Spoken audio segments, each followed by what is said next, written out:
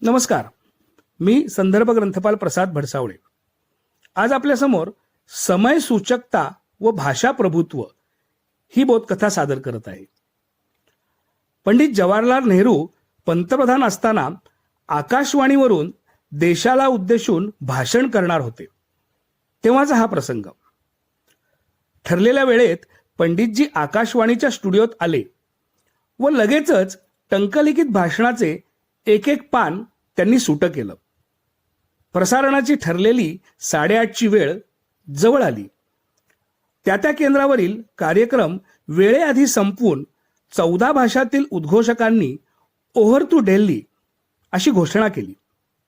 8 number स्टुडिओतील लाल दिवा लागला व पंडितजींनी डिअर फ्रेंड्स असं म्हणत इंग्रजी भाषण सुरू केलं. बरोबर 14 मिनिटांनी पंडितजींचं इंग्रजी भाषण संपल्यावर निवेदकानं हिंदी भाषणाची घोषणा केली. पंडितजींनी एकदा घड्याळाकडे पाहिलं. इंग्रजीप्रमाणे लिखित हिंदी भाषण त्यांच्याकडे तयार नव्हतं. इंग्रजी भाषणाचीच प्रत समोर ठेवत पंडितजींनी त्या आधारेच हिंदी भाषांतर करत आपलं भाषण सुरू केलं. हे भाषण सुबोध, स्वयंपूर्ण व उत्स्फूर्त असं होतं.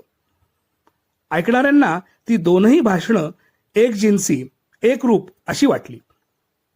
उद्घोषकासह उपस्थित सर्व पंडितजींच्या या किमयेनं थक्क झाले. दरम्यान उद्घोषकाचा जीव मात्र वर खाली व्हायला लागला. कारण भाषण बरोबर 9 वाजताच संपणं गरजेचं होतं. ती वेळ इंग्रजी बातम्यांची होती.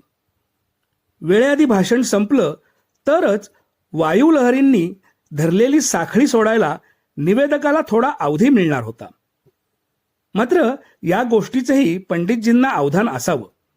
कारण 9 वाजायला 40 सेकंद बाकी असतानाच भाषण संपवून पंडितजींनी जय हिंद असं म्हटलं.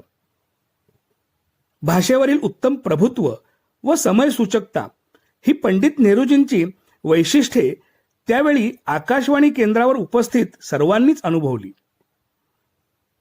लोकधुरिणींच्या ठिकाणी असलेले विविध पैलू हे अशा प्रसंगामधूनच समोर येतात. धन्यवाद.